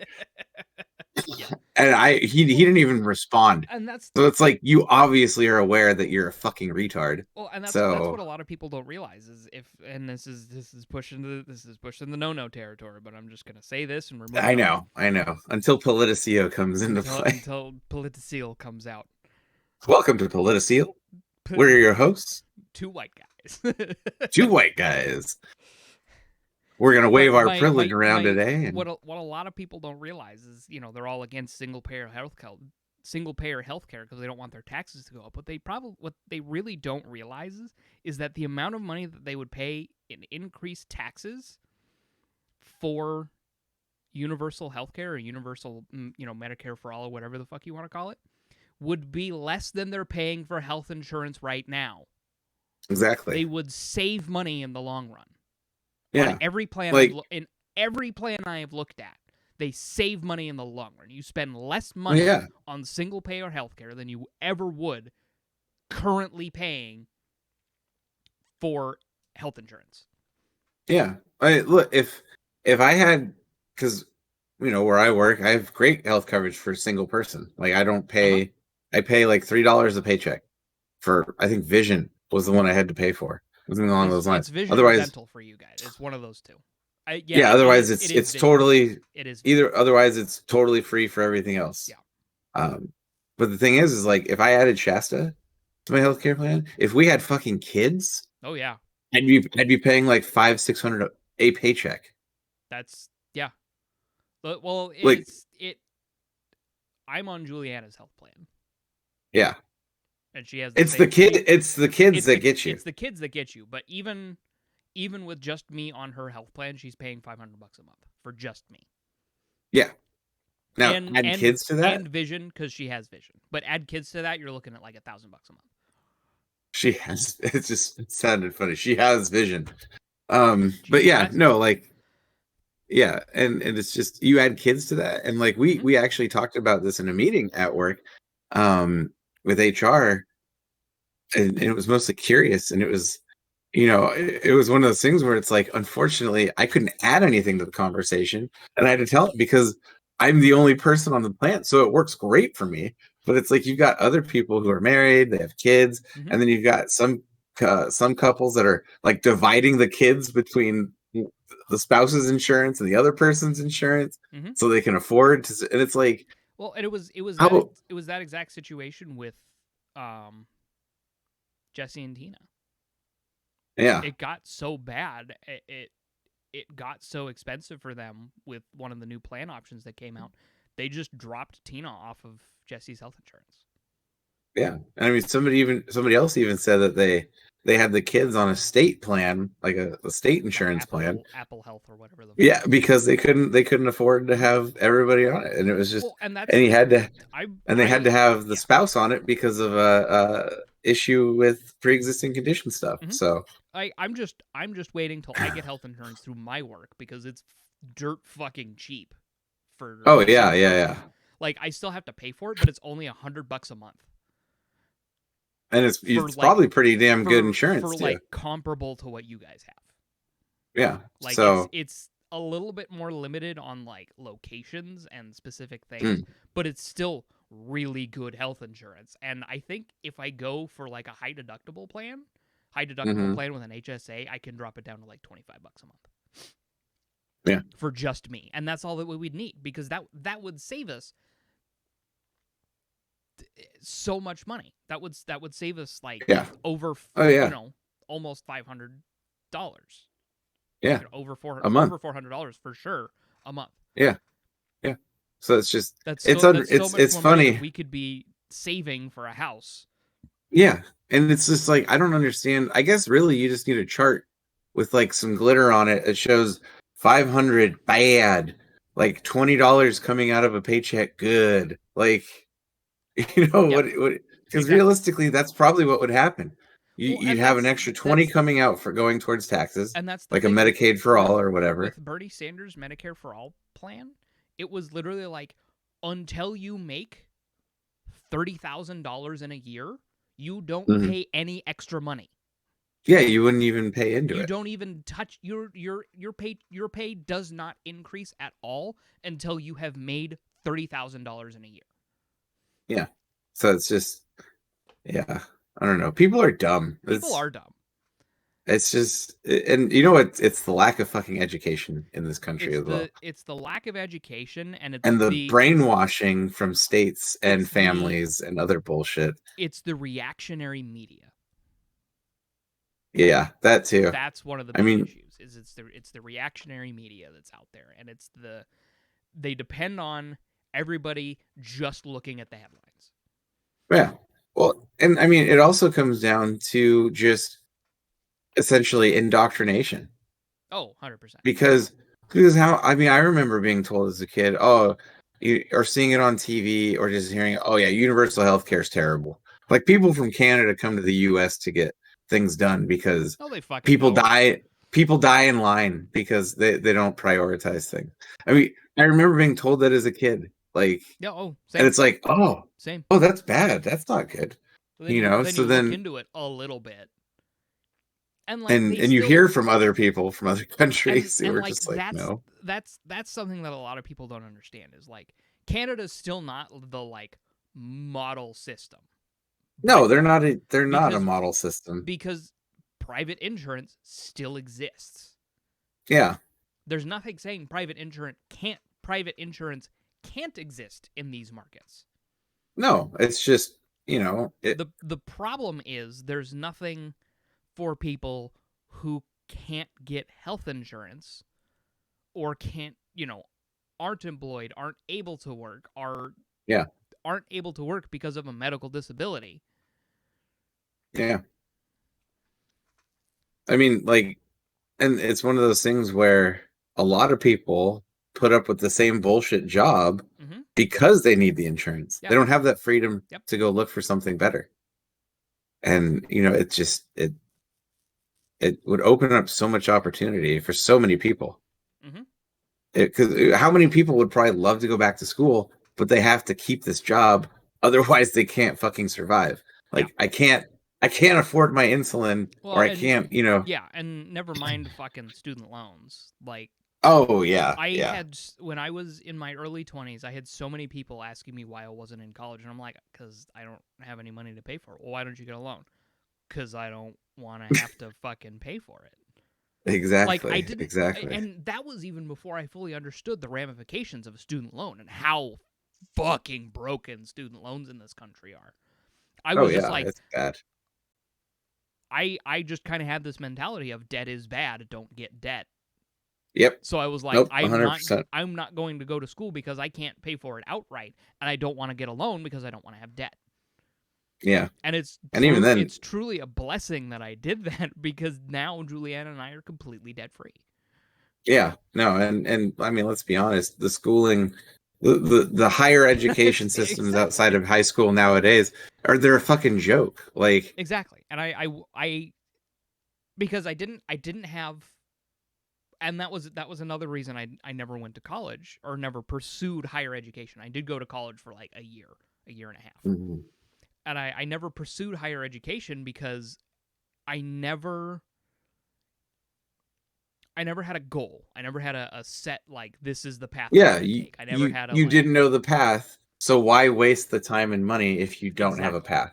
I'm not just gonna go Like, to schools for. I'm not just gonna go to school for general studies for 4 fucking years and not get right? anything out of Yeah, you could have been an art history major. it. Like I want, and that was another thing that's kind of indicates, just how fucking broken our system was. Is I really wanted to get into photography. I wanted to become a professional photographer. I even considered photojournalism at one point. But I got told that there's no money in that. Don't waste your time.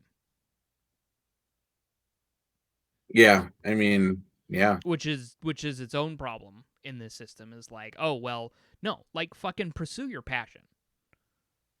Do the thing you care yes, about. Like, if you have something that you want to do, and you want to you like, if there's something that you're passionate about and there's something that you enjoy doing, fucking do it.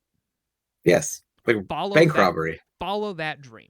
If Exactly. you're passionate about breaking into banks and picking locks, you should do it. Well, If and you're passionate about making homebrew bombs, you should do it.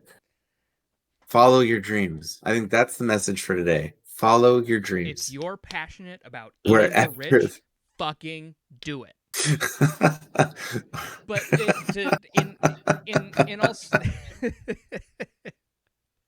in all in all seriousness, though, and that's essentially what I've been doing. I have always enjoyed creating content, yeah, creating videos, creating. which is why this was a great idea that you latched onto Mhm. fucking immediately as soon as I even brought it up. Oh, hey, we should do a podcast. Because Yes, let's. Okay. When and like three where? 3 hours later after the conversation, we're like, oh, okay. Yeah. But that's the thing, is for it's something that I was just like, hey, you know, 4 years ago, I just, like, I looked at Juliana and I was like, I want to do YouTube. And I think, we could do YouTube together, because we were both at the time watching a lot of Let's Plays, Jacksepticeye, Yeah. Markiplier, Game Grumps, all that. We were having Yeah. those consistent moments. It's like, no, no, not that. Just over this. The solution's right there. It's right there. It's right fucking there. So we went into it.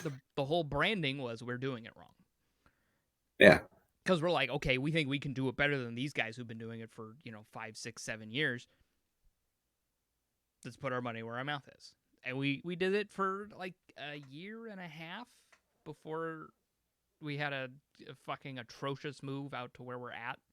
Where we're Mhm. at currently, that move was a nightmare. Part of why we haven't moved since. Moving's awful. Moving is the Yeah. worst. I hate moving. So Moving this is this terrible. is okay. Where Julianne and I are at now. This is a total, like, unrelated side note, but where Julianne and I are at now is the longest I've been anywhere since I moved out of my parents. I mean, the biggest thing is when you guys start looking at houses more, Mm-hmm. make sure to check if CenturyLink has fiber there.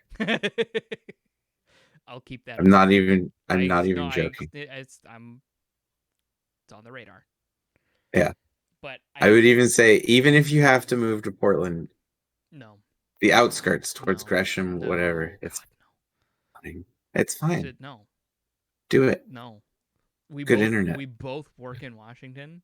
We're not moving to Oregon. Just We did the living in Oregon thing for a while. keep a it's Washington residence as primary, and you're We're set. fine. We're fine. All right. Okay. It's okay. We're fine. All right. I Be will, that way. No. Here's how serious I am about that. I will deal with slower internet if I have to live in Washington. Awful. I will deal with slower internet if it means not living in Oregon. That's my take. I don't want to live in Oregon again. I did my time in Portland. Like it felt like, other than meeting Juliana, it felt like a prison sentence. I don't know. I never leave the house, so it works out pretty good for me. I had to move to Portland, and I lived in North Portland, and I worked in Gresham. Luckily, I lived in a place where I was able to just take Marine Drive straight shot all the way to work. Oh, that's nice. The commute wasn't that bad. I was able to get on Marine Drive from where I lived pretty easily and just go straight to work because I worked right off of Marine Drive. Yeah. Anyway. It was cool. Fine. It was cool driving by the airport and seeing the planes take off. Anyway. But either way, I look for that in Vancouver then, because it's there. It's just very specific. Yeah, it's on the radar. But in doing the YouTube, I found that I really enjoyed doing it, and it's something that I wanted to pursue. And then my friend was like, "Hey, I want to do a D&D podcast," and I was like, "Let's fucking go." Yeah. So, and we recorded like 6 episodes. They sounded like hot garbage, and there was one episode where like we had 2 mics and one was out of sync, so Juliana spent like 6 hours lining it up. Oh yeah, we had that story. I remember that one. Yeah, that was a nightmare. And I was like, okay, that's not sustainable. Yeah, because that was on our hypothetical Spotify buys us for like 100 million. Yeah. Which that's still on the table, Spotify. Still 100 million. Actually. 200? Are we raising the price? We'll probably talk about this off camera. Oh, okay. Anyway, I realized I really enjoyed making content. So when we hit the lull in the D&D podcast that we were recording, my friend talked to me and he's like, "Well, I have this idea for this other world that I want to do, but I don't know how I want to incorporate it." And I was like, "Well, okay, we've kind of reached a point where we've there's a turn of phrase, but we've lost the plot.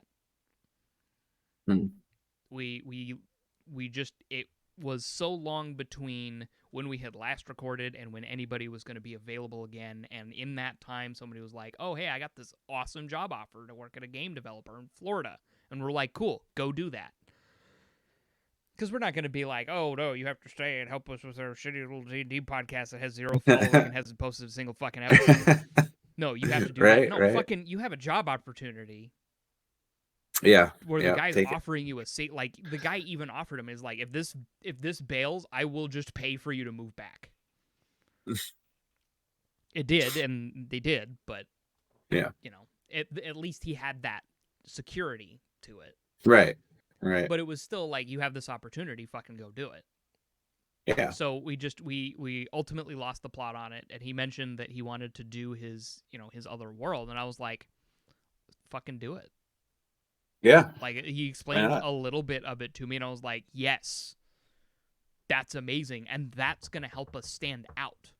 Because it's not just set in the world of D&D, and it's not just kind of your other bog standard high fantasy homebrew world. No, this is unique. I have never seen or heard of a D&D world with this level of detail to it, and these specific these specific quirks to the world. And I was like, that's huge. Fucking run with that. Yeah. And we started doing it, and we started planning and processing and figuring out how we want to do it, and like now we have our recording space that we just need to get figured clean out. And is like, I when the guy who owns the shop was like, "Yeah, I just need to get rid of some stuff," and I'm like, fucking finally. because he realized he just has a bunch of trash and things that aren't actually useful. But it's the aspect of, and he ultimately he realized, and this is why he retired, is he realized that he had so many projects that he wanted to do, but he never felt like he had an adequate amount of time to start and finish the project. So the shop was just littered with partially completed things. I know that all too well. Partially completed projects. So that was why he's like, because his whole reason for taking the job that he had was, oh, you're promising me a good work-life balance, and then they didn't deliver. Oh, well, yeah, because you said he was a fucking nurse. Yeah, no, there's no work-life balance. There's no work-life balance. So he at the beginning of May, he just went, I'm done. At the end of this month, I'm retiring. And came and went. He signed off, turned off all of his alarms, and he's a free man now. And he's set to, like, his first goal is to get his shop in order, and he's still on board with, getting, letting us utilize the space in the shop. And I was like, if we, get this, because he has ideas for podcasts too, and I was like, he said the magic word. Yeah. he did the same thing for me. Hey, I have this idea for a podcast. Okay, what is it?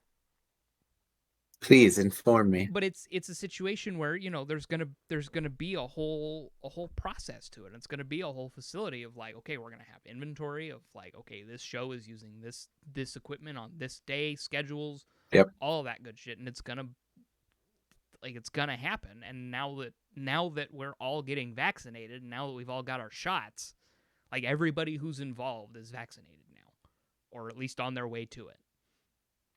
So we can actually, well, yeah, you've got your own fucking problems. Yeah, after next week, I can get my first dose. Yeah. So fucking do it. Yeah. But it's getting that, like, now that we've hit that point of the majority of us are vaccinated, we can actually start making progress on getting things organized and set up so we can utilize the space. And because it's his space, we're allowing him the use of our equipment as part of our payment. And, part of my payment is helping him clean out the shop. Because I told him, I was like, I will help you clean out the shop if that means I can help you use this, if I can use this space. It is largely selfish, but I recognize that there needs to be some sort of trade for us utilizing your space. Yeah. And he's totally cool with that because he recognizes the capitalism is bullshit and we need to fucking... Trade systems will always be better. Oh, absolutely. And that's exactly it. And I was like, dude, I will paint, like, all the fucking... You print up a thing, I will paint it. Ad nauseum, like, whatever you want, I'll do it. And, like, that's where this fucking guy came from. Yeah. Because he just had this on his shelf, and I was like, do you want this painted? And he's like, oh, fuck, sure. And I was like, cool. So, that's on my list now. Nice. What do we have for time? We're close to 2 hours, aren't we? Yeah, 150. Okay. 148. We might as well wrap it up. Yeah. We got a little ranty in this one. We did. Well, especially towards the end, and we got into areas that we generally don't talk about because we hit the whole range of emotion. We hit the whole spec. Oh, no, it's fine. It's good news. No, I'm probably gonna dip my toes into full custom loop water cooling. So, yeah. I assume you're going soft line. Yeah, no, I'm not gonna go hardline too. It's too much work for realistically not enough gain. Yeah, because the runs I'm planning isn't that crazy. So, yeah. Just reservoir to CPU, CPU to GPU, GPU to... Yep, pretty much. And then I'm judging by what I'm going to go with 2 420 millimeter radiators, one on top, one in the front. Okay, so you would do reservoir to CPU to radiator to GPU to radiator to reservoir. Yep. Okay. Yep. Physics. So, yeah, we did it. Nope. I just, I just was like, with silicon being short, chips being short, I want to preserve as much of what I have as possible. Yeah. Like, I don't want to run any risk, and throwing everything underwater, like EK's rig builder, which is awesome. I love it. Basically was like, you can dissipate 1500 watts of power. And they were like, you only produce 500 watts of power. So it was like very much like, it's probably going to be ambient at 25 degrees Celsius. I was like, perfect. Cool. Keep everything under 40, under full load. Let's go. I'm down. Sweet. So yeah. I just have an AIO for my CPU because I got that when I was considering overclocking my 8350. Oh God, yeah, bulldozer. I never did that, but I had the AIO and I got performance improvements and I wasn't getting as much thermal throttling, and then I switched to my fucking 35 watt 2600. Not even an X, just 2600. Yeah. Have you overclocked that? Or are you just letting AMD's just letting it precision boost do it? Just, and I am having no issues.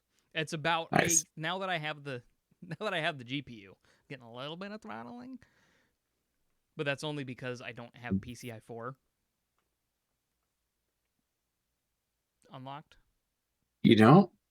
No. Oh, that's only on 3, isn't it? That's right. 3000 series and up. That's right. I forgot about that. I have the motherboard that can do it. Yeah. And I mean, I could probably get a PCI like a 3700X at some point. Now that I have the motherboard that can handle it. Yes. Albeit just any NVMe is quick, so it doesn't matter. Oh yeah. Yeah. No, I have a 250 fucking gum stick and it's fine. Yeah. I have too many hard drives. I mean, but technically I do as well. I have more hard drives than I really need. I need all mine. I've convinced myself of that.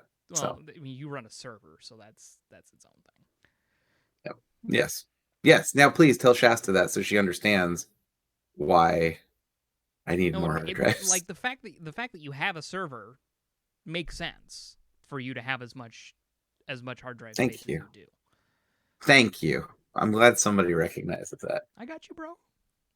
So it was like, I don't know if she realizes that I got the new external hard drive. I don't know if she's noticed it. But I was talking to her about hard drives, and she's like, why do you need more hard drives? And I'm like, because I run a fucking media server. What do you mean, why do I need more hard drives? Like, you enjoy all the shows you watch? You're welcome. That's on me. Like, I just want to point out, you think this just exists? This has to go somewhere. If the internet ever disappears completely, yeah, we're fucking set. Yeah. Like, I have so much shit. You have nigh on a decade of content to watch. Probably. Yeah. And that's not even including anime. Yeah. I was like, you're welcome. I'm glad we're surviving the apocalypse with entertainment. Fuck me, dude. Yeah, sure, the world's burning down around us, but at least I'm having a good time holed up in my house watching Naruto. Yeah, let's watch some Office. Let's do it. Let's go. She hates that show. Same. It's my fault. It's my fault because it's one of the I throw it on. It's your garbage show. I throw it on. I mean, it's something I can throw on. Same with Parks and Rec. Yep. Same with Rules of Engagement. Yeah, it's like a comfort. I need to do a Parks and Rec binge soon. It's a comfort show I know I can just throw on and not have to worry about. Yeah. But yeah, I have overwatched them, so she hates those shows now. I watched it most of the way through once, and that was more than enough. Yeah. Also, there are some new movies up. I don't know if you saw Army of the Dead, Cruella and Wrath of Man. I am interested in Cruella. I haven't even heard of the other two.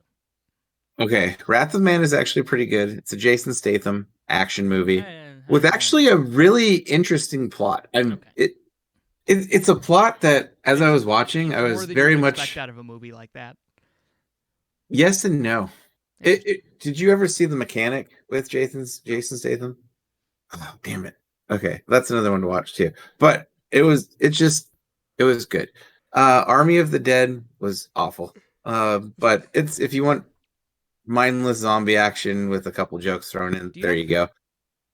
Weird question. Do you have Train to Busan? I don't actually know if I have Crazy that. zombie horror movie. Well, I know the movie. Okay. You just don't know if you have it. I don't. It's been on my Yeah, I'm list not of 100% things to watch sure. because, like, first I was gonna watch it because I was like, "Oh my god, Train to Busan! That sounds fucking hilarious." I didn't even know that it was a zombie movie. I was just like, Yeah. "That sounds fucking hilarious. Let's get stoned and fucking watch that." But then we never did. But then I found out that it was like actually really fucking good. Yeah, no, it's a great movie. Because I need think to watch Parasite. it's another good one. Which if I There remember was it, a I think I have. there was like a whole 2 years where I made a point of trying to watch every movie that got Best Picture. Oh yeah, I And remember you talking about I that. did it for like 2 years in a row, and like the 2 years that I did it was absolutely worth it because that got me Whiplash and Birdman. Yeah, for sure. Also fantastic. Both phenomenal movies. Yeah. No, I don't have Train to Busan on there. I think it's because I watched it on Netflix initially when it came out. Oh, okay.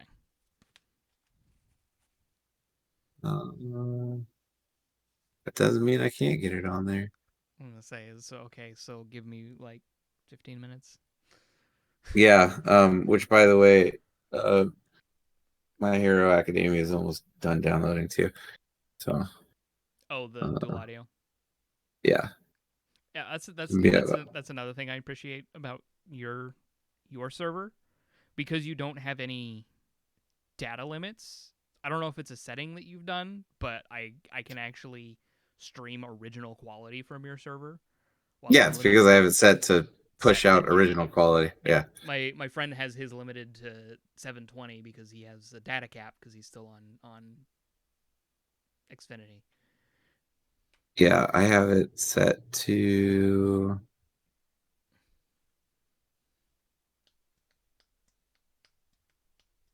Why can't I find it? Why the hell can't I find it? No. I don't know, but I said it. So I think original, anyways. Warhammer community update their shit. Of course not. We're gonna get it. Pre-order on June 19th. Plugins. No. Sweet. No. Oh, there it is. Yeah. I have I have it set to 10 megabits per second, 1080p. Cool. So that should be pretty much enough for everything. Yeah.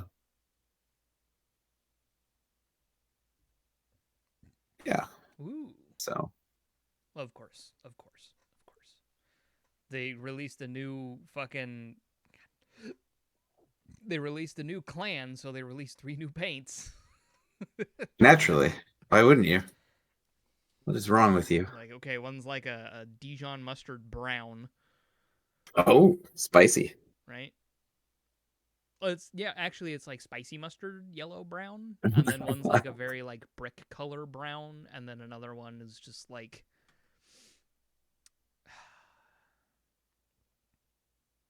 not shamrock shake, but a little more. Oh fuck! What? It's like a solid mix between shamrock shake and olive drab. Does that make sense? Yeah. Okay.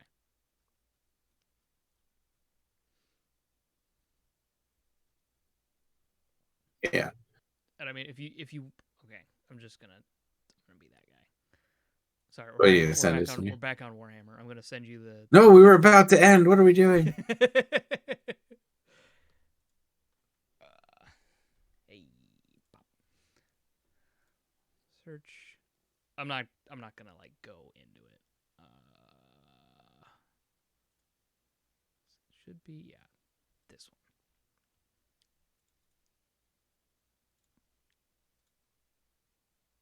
Yep.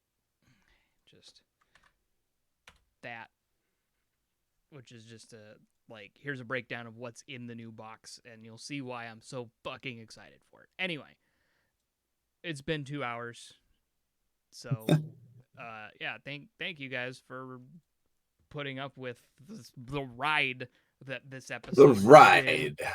We're a roller coaster of emotions, man. We Get really used to are. it.